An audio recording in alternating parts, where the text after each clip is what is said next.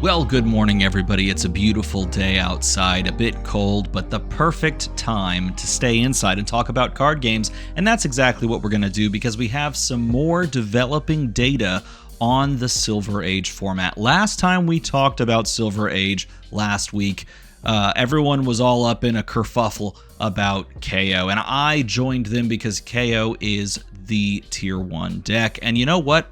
The Calling Brisbane showed us a few things. One, that is still the case, and two, instead of just accepting that that is going to be the course of action going forward, the meta is trying to self-correct. Players are attempting to solve the puzzle of beating KO. Let me show you what I mean. So if we go to the Calling Brisbane page, we go over to the showdown, the data here. If it ever loads, it does indeed load. You can actually go and look at the entire standings after the first round to see what heroes were playing. But if you're curious as to how many players played in the showdown at the end of the event and what the hero breakdown was, I did that for you because that's what I do here. Is I put numbers on spreadsheets and talk about. No, I do more than that. Hopefully, this was the breakdown. And spoiler alert: there were 98 players, and 31 of them took KO into this, and several of them were rewarded because KO was well represented in the top 8. KO 31, the very next deck, which is the deck that really is surging in popularity right now, was Fi. Kano falling off a little bit. Kano does have a tough matchup into Fi, into Ira, and I would even argue still into KO as well, even though there are going to be KO lovers, Kano lovers, that will try to convince me otherwise. Every time I play that matchup, I feel like it is KO favored, and Kano has to high roll in order to win that. Even when I watch other people play it, I feel like, yeah, I mean, if you find the reds on the top, you're just going to do what you do in most matchups. But regardless, Kano falling a little bit at that 3rd place, Ira in the 4th place, and then we see some heroes that are trying to make a surge for one reason or another. Valda is an answer to the Fis and the Iras of the world. Dromai is an answer in hopes to the Valdas, to the Oldums that are going to be surging as well, and to the KOs to some degree, even though I think that's a kind of a tough matchup for Dromai. Again, there's going to be people out there that are like, yeah, Dromai can win that matchup, and I'm like, okay. You keep trying on that one. Oldham after that at 4 represented on the day, also trying to respond to this meta. And I will say Oldham's the most perhaps intriguing of the heroes that are being brought out to respond to KO, because there's a lot of people that are playing Oldham specifically so that they can ice react a card away and force KO to always play with a 3 to 4 card hand and pitch their hand differently, play a different hand configuration, just because of the threat of the Oldham ice react. So that is a really interesting talking point that we should touch on later. New, Enigma, Dash, Rhinar, those are all represented at 3. Dash is sort of trying to be the Dash IO that we're seeing in the classic constructed metagame, the premier aggro deck in that respect. Obviously can't play items off the top or whatever, but trying to take over and usurp that aggro deck throne because it just can put damage on the board. I do think it's a tough matchup though into KO because they have so much equipment that they can just stymie all of your first 2 turns, and then they can throw their own 17 damage. So there's definitely some challenges there. Enigma, one of those kind of maybe question mark answers. New, trying to mill your deck out by using that one inducement card that just is really freaking annoying if you ever play Kano or something like that. Really annoying that they just keep taking all your cards.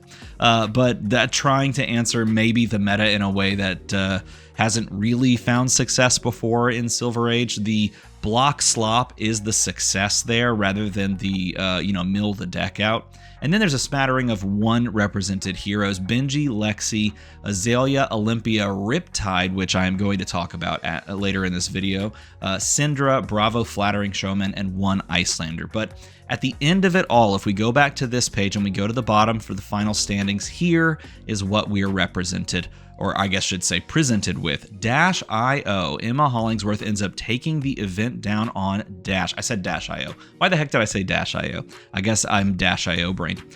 Dash ends up taking it down against Oldham in the finals. This is the Oldham that's, again, trying to make KOs play differently, and I think to some degree can be successful. But there's a very important to note, there's 4 KOs. Last week we had 5 KOs. Now we have 4 KOs. in the top 8. And I do want to point out we do have another Ira that's kind of creeping up there in that semifinalist placement, and Riptide as well. And so it begs the question, are any of these decks actual answers to the clear front runner deck in the format? By the way, also no Kanos whatsoever. This would be a very tough Kano bracket. I mean, Kano's good here. Kano has always lost this matchup. I remember playing this matchup to the nth degree back in Blitz days in the first World Championship. But yeah, that's a tough one. Kano, this is a very tough matchup for Kano because they have all the blues and all the AB, and they can just continuously put down like, crazy amounts of damage on the board. Not to the same degree as a KO, but they have way more like comfortable prevention because they have AB3 and blues. And then all of these KOs ask the question, how do you respond? Is Riptide the answer? It could be, and I do want to talk about that here in just a minute, but are these heroes that made it into the semifinals and then, of course, the top 8, are these the heroes you should be looking at to maybe target the KOs of the world? And to some degree, I do think there's more space for this, meta to iterate, excuse me.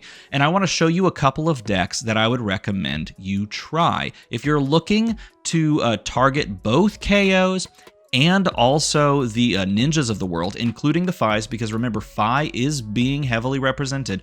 13 players on Phi at this previous event, 8 on Ira. If you're looking to target those types of heroes, I really do recommend that you try playing Riptide. Riptide is so much better than people give him credit for, and you can play him in like 2 very distinctly different ways. This is the way I've been playing him for, I guess, the better part of since Project Blue. Like, this deck used to be called Project Blue. If I go to results, I guess literally all my results for all decks that I've ever played are gone right now. Okay, well, if I could show you, then I would show you that I've been playing this for like several hundred games. And I wish I could show you because I really wanted to point out the fact that this has a great overall answer to both a KO that wants to play multiple attacks, and those attacks are oftentimes with Go Again, and those attacks are oftentimes buffed. And the same thing can be said for both ninjas. Because you have the tools to play this very aggressive boards, like main board of 34 cards, you can play very aggressively with like the more traditional Azalea style Death Dealer antics. But also you get to side in like Tar Pit Trap, very powerful, Frailty, Inertia, and Pitfall Trap, and you can choose if you want to go second. If you get the option, you pick second, and you try to start with a 5-card hand by drawing a trap and then arsenaling something of note. This is a very successful deck into exactly KO. Well, really, actually, it's into the wider meta. This is a very good deck into the wider meta overall, except for Guardians. But if you're looking for a version that can play into Guardians and do a little bit better, I want to point you to Trade Federation's Riptide deck. This, by the way, you can watch the video. Trade Federation does a lot of cool Riptide and other hero content. I think they did a Dromai deck tech most recently, but this one is the more trap heavy kind of defensive list, which I did try playing a couple of times. It is pretty fun, and this one has more capacity to win against one of those fatigue slop type Guardian decks, because you have like just raw damage in the form of like all of these blocking traps and in the form of Razor Reflexes, which is pretty cool. So I would go and check out their video over on the YouTube channel if you want to know more information about this deck. But I've been making content. I think I made like a video with this deck, and I've been playing it pretty much nonstop. I wish, again, I could show you results. I don't know why it's cleared itself, but alas, I guess all of the results that I've been collecting for the better part of 8 months or a year, almost, no, probably 8 months, is now no more. Either way, a very good deck if you're trying to respond to those types of heroes. But if you're looking for something that can beat KO but also can do pretty well into Guardians, I'm going to share this with you because I think this is really cool. I might make its own standalone video for this deck, but Gravy freaking Bones, man. Gravy Bones is actually okay in this format.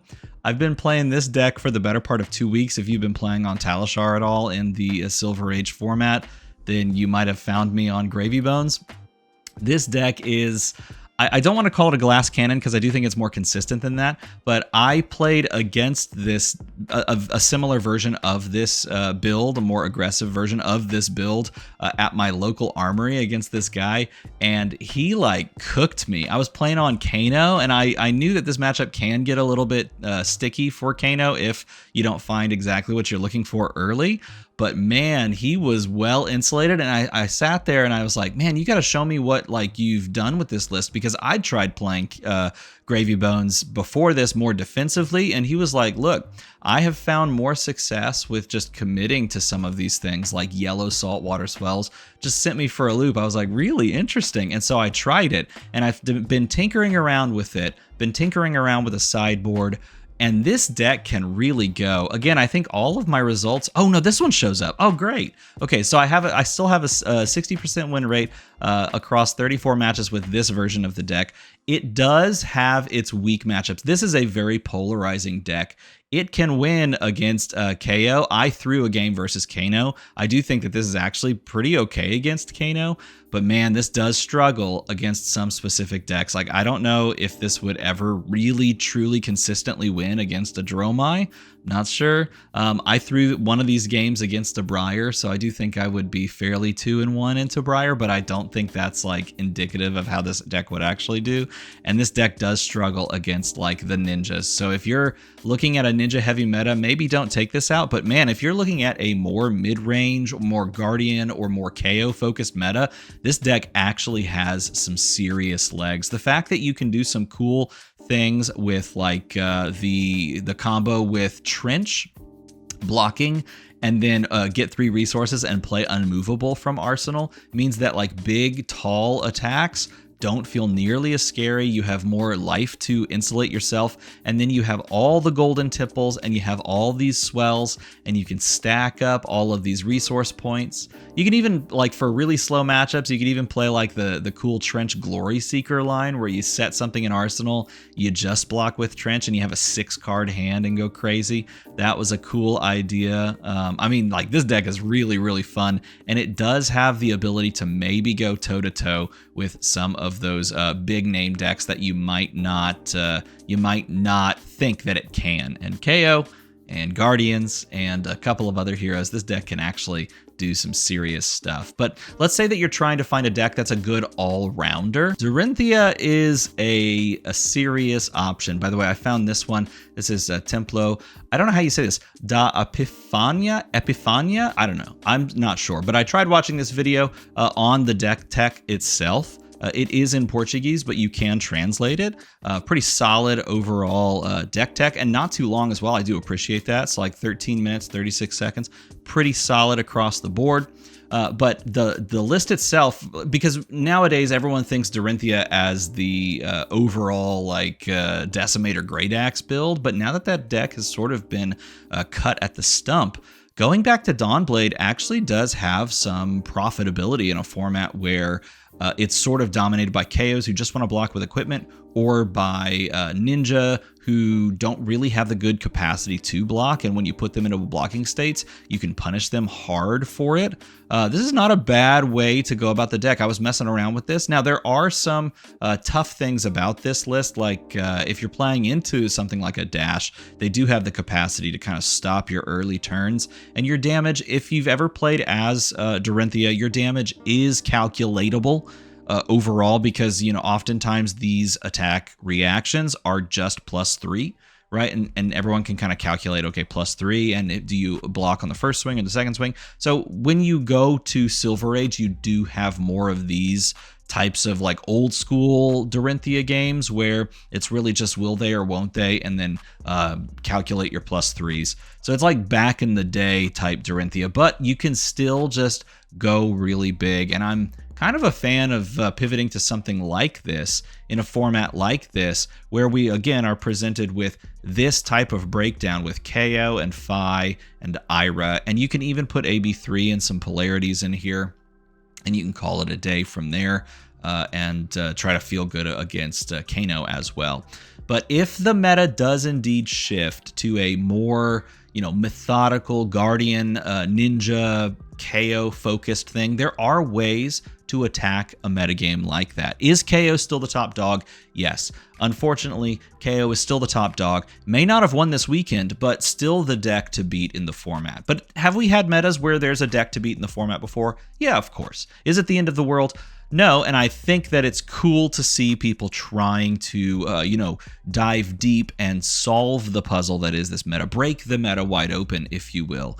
And, this week it wasn't won by KO, so there is space to iterate in a meta like this. So let me know what you think about this in a comment below. I want to hear your thoughts on this metagame and what you would play in an upcoming, Sage tournament or even in a showdown yourself. Let me know that in a comment below. Of course, make the number go to the other number to support the channel. As always, everybody, thanks for watching.